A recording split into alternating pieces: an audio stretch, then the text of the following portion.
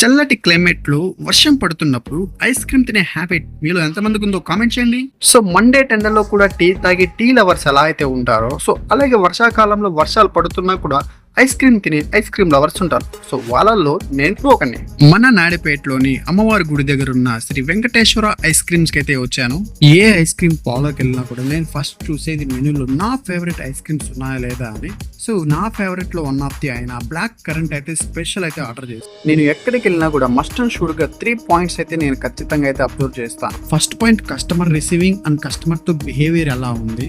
Second point మనకిచ్చే product ఎంత hygienic maintain చేస్తున్నారు and చుట్టుపక్కల నీట్నెస్. థర్డ్ పాయింట్ ఇది నేనే కాదు ఆల్మోస్ట్ చాలా మంది కస్టమర్స్ అయితే ఇది అబ్జర్వ్ చేస్తారు, మనం ఇచ్చే క్వాలిటీ అండ్ క్వాంటిటీ. ఈ 3 పాయింట్స్ కరెక్ట్ గా ఉన్న చోట మనం ఇచ్చే మనీ వర్తబుల్ అనిపిస్తుంది. సో అందుకే నాకు ఎప్పుడు ఐస్ క్రీమ్ తినాలన్నా నేనైతే ఇక్కడికే వస్తాను. ఐస్ క్రీమ్ కంప్లీట్ చేసుకుని ఇలా అడుగు పెట్టాను లేదు ఇంట్లోకి, ఫుల్ గా వాన్ అయితే స్టార్ట్ అయిపోయింది. మా వీడియోస్ మేము చేసే కంటెంట్ మీకు నచ్చినట్లయితే మా పేజ్ ని ఫాలో చేసుకోండి. Thank you.